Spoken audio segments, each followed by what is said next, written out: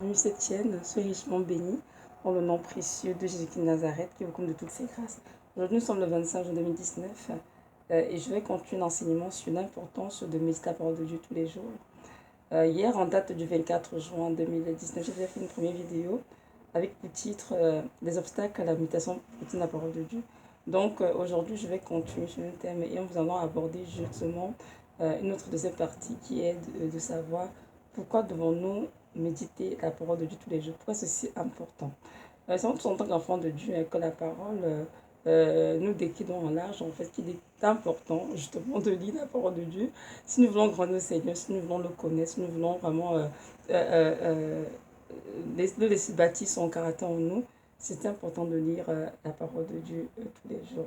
Et lorsque nous lisons dans Jean chapitre 1, versets 1 à 5, nous rendons bien compte que la parole de Dieu, en fait, la lumière qui nous éclaire. Nous avons besoin tous les jours d'être éclairés pour demeurer connectés au Seigneur. Je vais lire cet extrait justement dans Jean chapitre 1, verset 1 jusqu'à 5. Ça dit ceci. Au commencement était la parole, et la parole était avec Dieu, et la parole était Dieu. Elle était au commencement avec Dieu. Toutes choses ont été faites par elle, et rien de ce qui a été fait n'a été fait sans elle. En elle était la vie, et la vie était la lumière des hommes. La lumière, lui, dans les ténèbres, et les ténèbres n'ont point reçu. Je m'arrête de la parole du Seigneur. Donc, c'est ça tout simplement que justement la parole était Dieu, Jésus-Christ est Dieu, donc Jésus-Christ est la parole.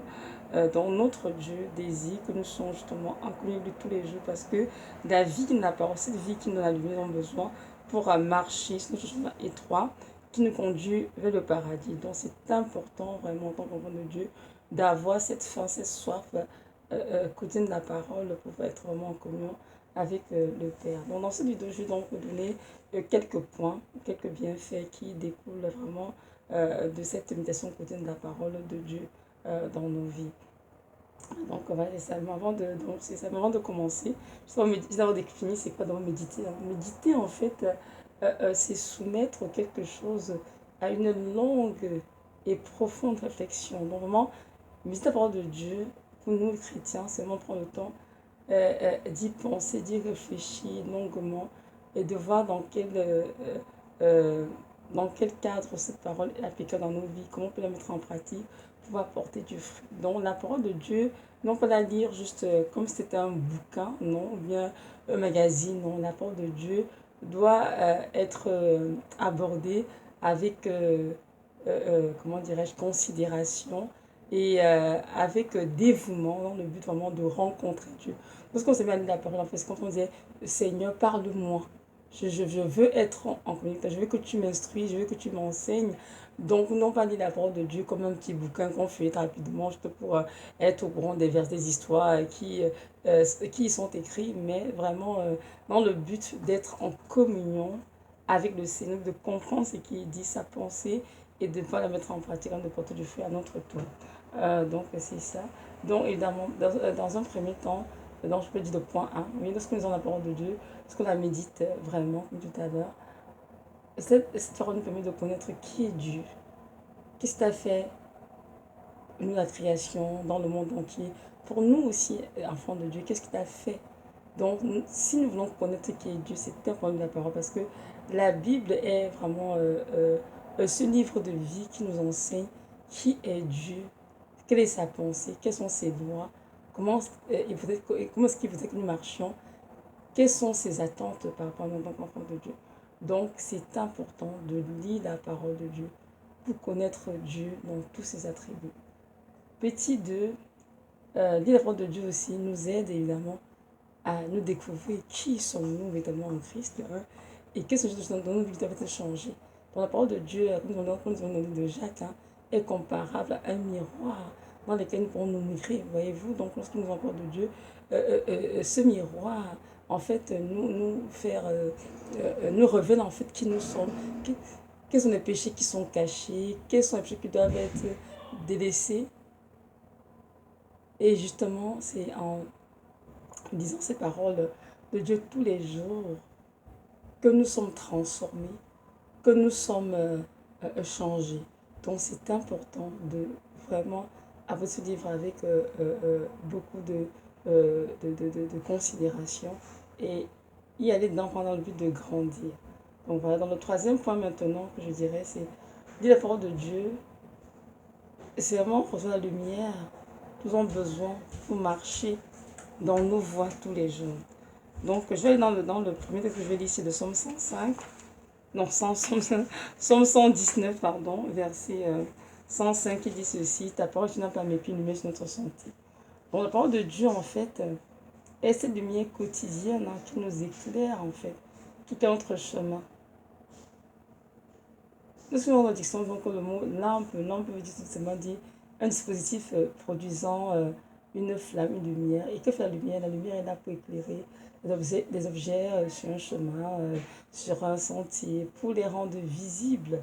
Amen.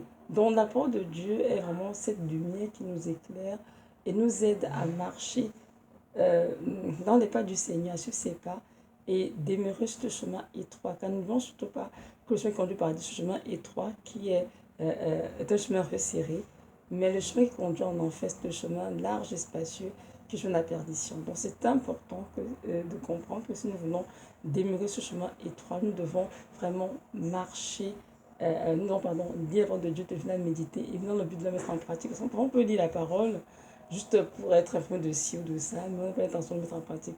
La parole de Dieu doit être mise en pratique tous les jours si nous voulons grandir dans le Seigneur. Justement, l'apôtre Jacques, dans le chapitre 1, nous exhorte justement à ne pas être des auditeurs oublieux, mais vraiment en mettre en pratique la parole. Amen. Donc c'est important de ne pas juste la lire. Il faut qu'elle puisse nous éclairer, qu'elle puisse nous conduire. Il faut que nous puissions justement la mettre en pratique. Autrement, elle ne ferait rien dans notre vie. Elle serait juste une information comme tout autre. Quoi. Donc c'est ça. Donc j'ai dit 1, 2, 3, la parole de Dieu nous éclaire. Et nous pouvons voir juste dans cela, même dans le Somme 119 toujours, des versets 4, ça dit ceci: tu as prescrit tes ordonnances pour qu'on les observe avec soin. Puissent mes actions être bien réglées, afin que je garde tes statuts. Amen, parole du Seigneur. Donc ici, le roi David exprime vraiment que les ordonnances du Seigneur, c'est-à-dire sa parole, a été prescrite pour qu'on l'observe cela avec soin. Donc nous devons vraiment observer le Seigneur avec soin, c'est-à-dire mettre en pratique dans le but vraiment de demeurer en lui, de porter du fruit. Maintenant, le quatrième, je dois souligner, c'est que la parole de Dieu aussi nous aide à préparer notre sentier, à nous sanctifier. Parce que sans la parole de Dieu, il est impossible qu'on soit sanctifié. Car c'est la parole de Dieu qui, comment dirais-je, qui nous sanctifie et qui ôte de nous le péché vraiment et nous donne de nous revêtir du caractère de Christ. Donc c'est écrit ici dans le Psaume 109 toujours, verset 9, ça dit ceci: comment le jeune homme rendra-t-il pur son sentier en se dirigeant d'après la parole?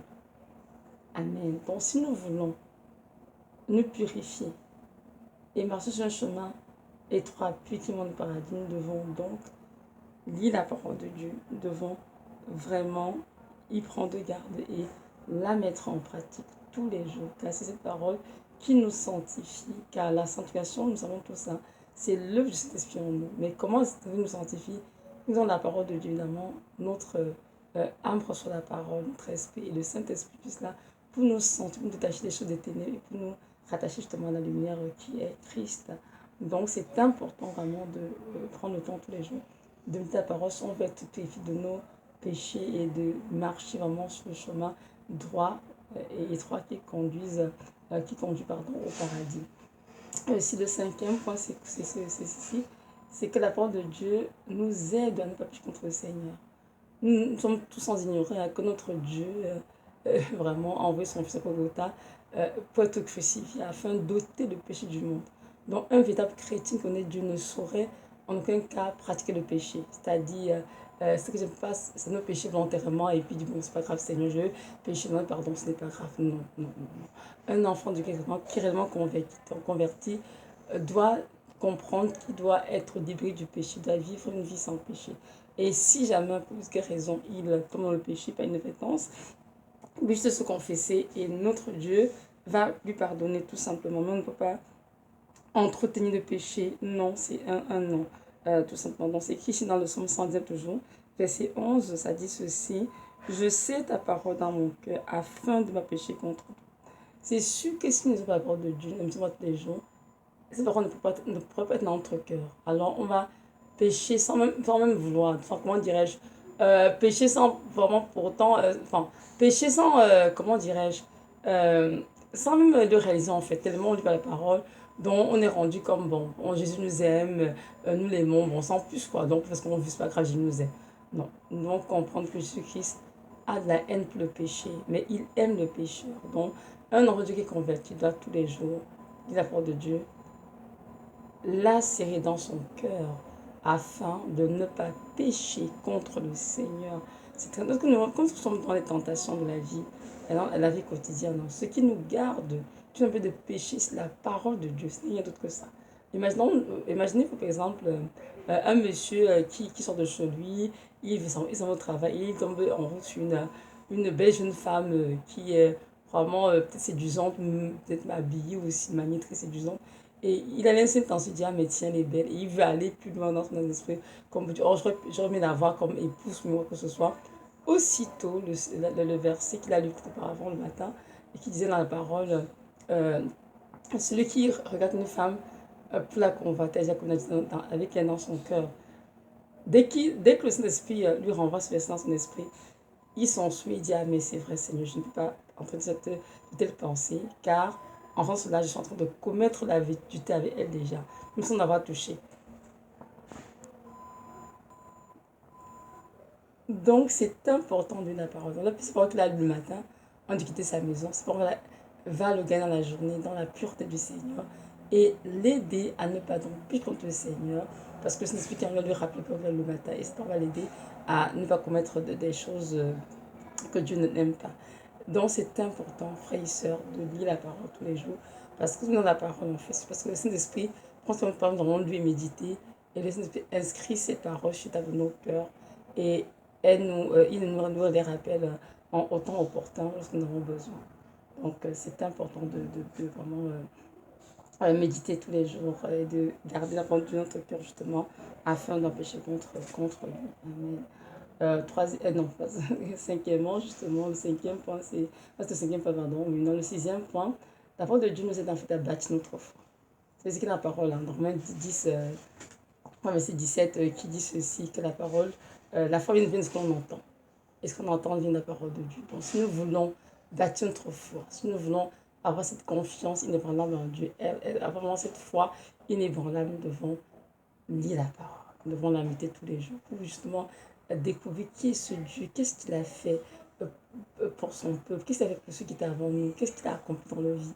Et en dehors de ces histoires tous les jours, et ce que Dieu a fait nous aide justement à avoir confiance en lui. Que c'est un Dieu qui est bon, compatissant, dans la colère, qui chante bonté, miséricordieux, et qui guérit, qui délivre, etc. Et qu'on peut lui faire confiance en toute quiétude. Donc c'est important de lire la parole. Et même quand nous lisons Hébreu 11, hein, Hébreu 11 aussi, ça dit quoi? Sans la foi, il est impossible d'être agréable à Dieu. Mais comment toi pourrais être donc bâti si on médite la parole? C'est en méditant la parole de Dieu tous les jours que notre foi est bâtie. Parce que mon contact avec les Écritures, j'ai l'impression que rien ne se produit, hein, mais ce n'est pas vrai. Il y a un véritable échange qui se produit en fait entre Dieu et nous. Et cet échange, c'est cette lumière qui nous apporte notre esprit pour nous éclairer et pour nous fortifier, pour nous construire en fait. Et faire de nous en fait des enfants qui lui ressemblent davantage en fait. Donc nous devons comprendre que lorsque nous mettons la parole de Dieu, nous mettons de bâtir notre foi, car la foi est ce qu'on entend, et ce qu'on entend vient de la parole de Dieu. Donc voilà. Et aussi, il y a le point 7 qui dit ceci. Qui dit ceci. Bon, le point 7 que je devais pardon, excusez-moi. La parole de Dieu aussi est une épée qui détruit les yeux des ténèbres dans nos vies. Oui, nous savons tous que Hébreu, je crois que c'est dans Hébreu 4, c'est ça, Hébreu 4, 12, on parle de la parole de Dieu comme une arme en fait efficace. Donc, je vais rendre bien ensemble justement ce petit passage-là dans Hébreu 4, verset 12, hein, je vais lire avec vous. Ce sera intéressant. Oui, dans Hébreu 4, 12 dit ceci. Car la parole de Dieu est vivante et efficace, plus tranchante qu'une épée, quelconque à deux tranchants, pénétrante jusqu'à partager âme et esprit, jointure et moelle. Elle juge les sentiments et les pensées du cœur. Amen. Donc, la parole de Dieu est une parole vivante et efficace. Tranchant, ça sépare même âme et esprit, jointure et moelle. Je te peux nous dire que c'est dans la parole en fait. La parole est faite en une grande œuvre de délivrance. Il est écrit aussi en 1 Jean 3, verset 8, que le Fils de Dieu est apparu afin de détruire les œuvres du diable. Mais comment les œuvres du diable sont détruites dans nos vies? Comment les œuvres du diable sont détruites en nous? Mais sinon par la parole de Dieu. Parce que la parole de Dieu est une épée de l'esprit. Nous n'oublions même pas que c'est aussi mentionné. En Ephésiens 6, je vais aller ici, Ephésiens 6, il est fait mention de l'armure du chrétien. Une des armes justement spirituelles du chrétien, c'est quoi? C'est la parole qui est de l'esprit. Donc la parole de Dieu délivre, il est détruit dans nos vies les œuvres des ténèbres. Donc c'est important de mettre la parole de Dieu tous les jours. Il y a des choses dans nos vies qui vont s'en aller juste en faisant une lecture, une méditation quotidienne de la parole de Dieu, tout simplement. Et non, c'est sûr que la première des ténèbres dans nos vies, hein, par contre, on se cache, c'est le péché, aussi simple que ça.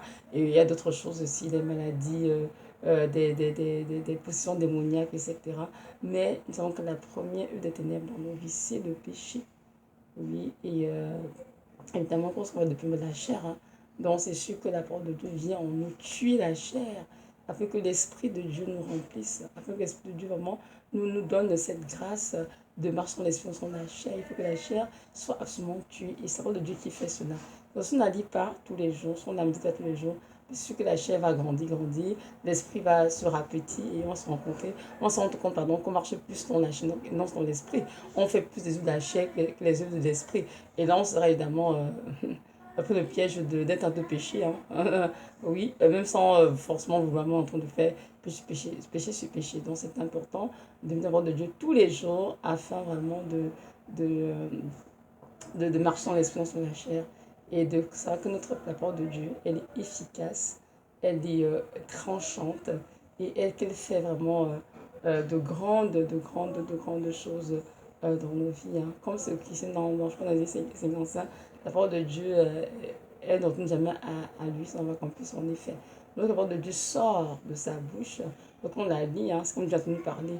Elle accomplit toujours l'effet désiré par Dieu dans nos vies. Donc voilà.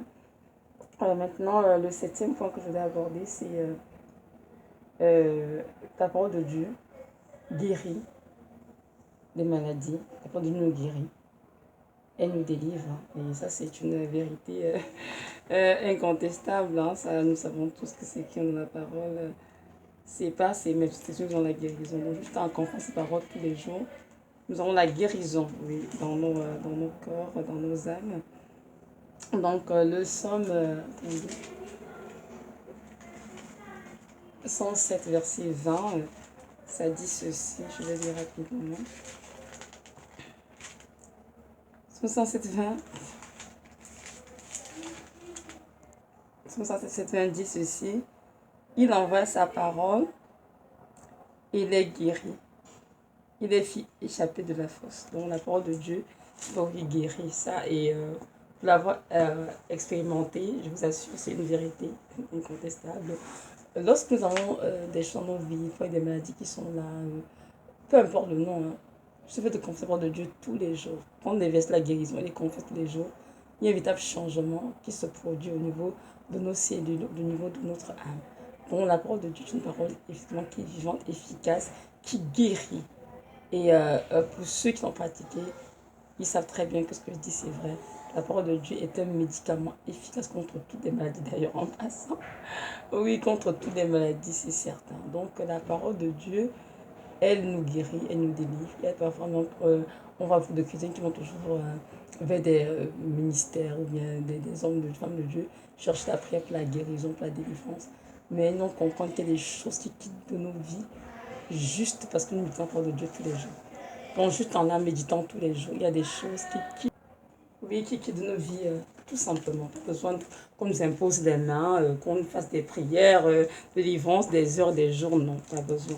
Juste en disant la parole, ces esprits qui nous fatigue quitte nos vies, tout simplement. Et nous retrouvons ainsi donc la santé.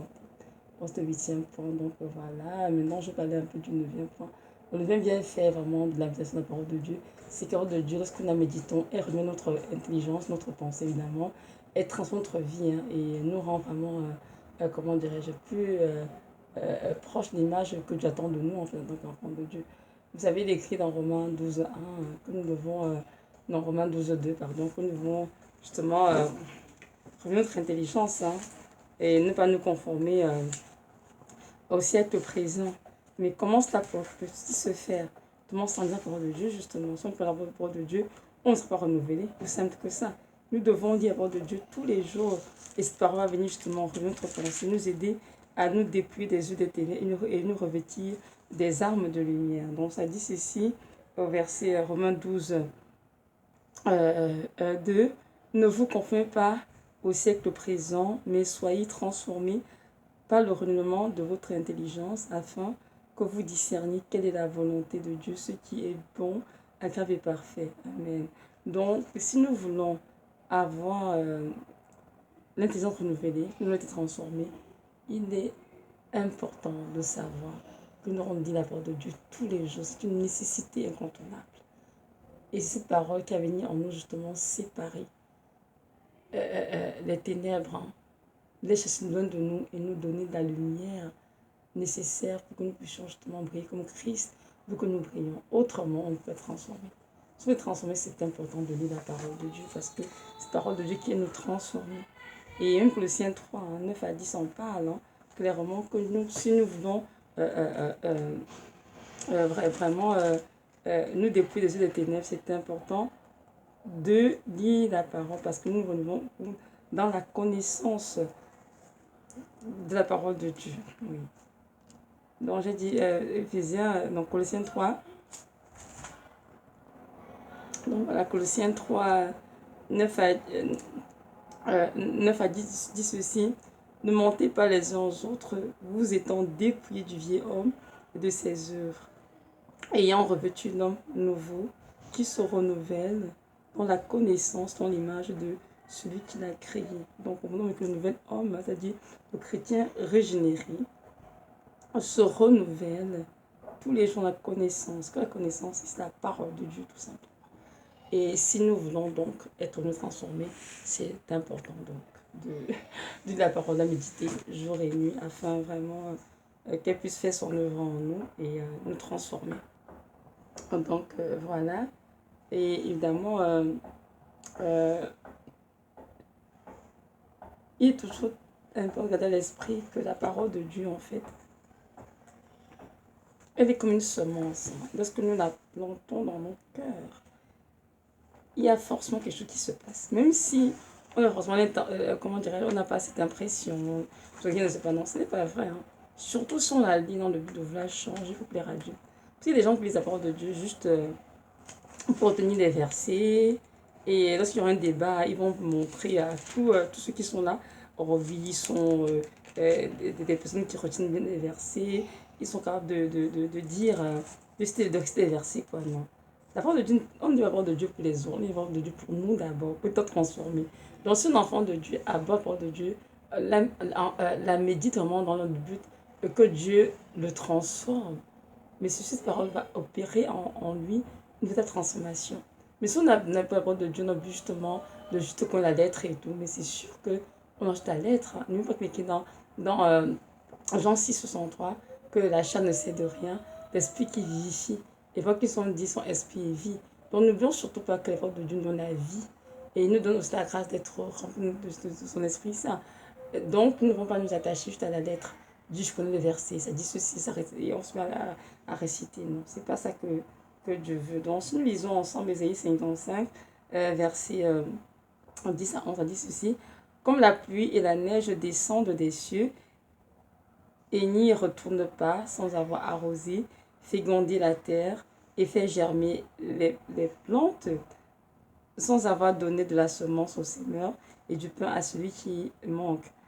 Ainsi, non, pas celui qui mange, pardon, excusez-moi, parce que je ne pas mes bon, je veux pas grand chose en ce moment, c'est pas facile pour moi, mais compte de prier pour mes yeux que le Seigneur restaure toutes choses.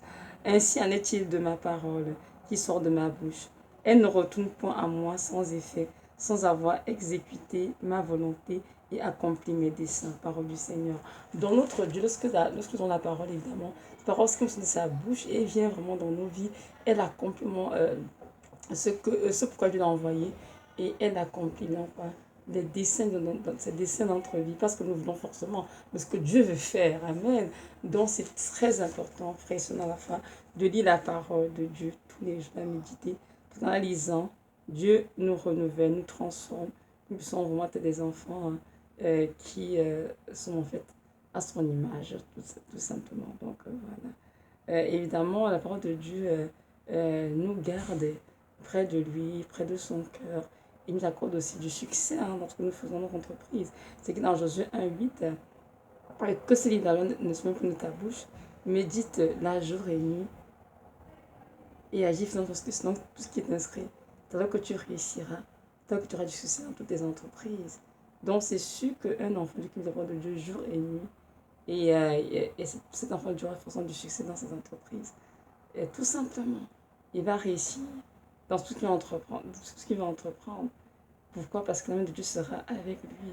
Parce que nous mettons en parole de Dieu, vous savez, quand on met la parole de Dieu, plus on met la médite, plus on a l'impression que Dieu éteint la chair complètement et pas seulement ses désirs en nous. Donc, ce que nous voulons, très souvent, c'est ce que Dieu désire. Et ce qu'il désire, évidemment, c'est pour nous faire du bien, pas nous faire du mal. Et ce qui met dans ton cœur, qui désire, c'est très souvent sa volonté, voyez-vous. Et même si on se trompe, il va juste nous corriger pour dire non, mon enfant, c'est pas ça que je veux que tu fasses, ce que je veux que tu fasses.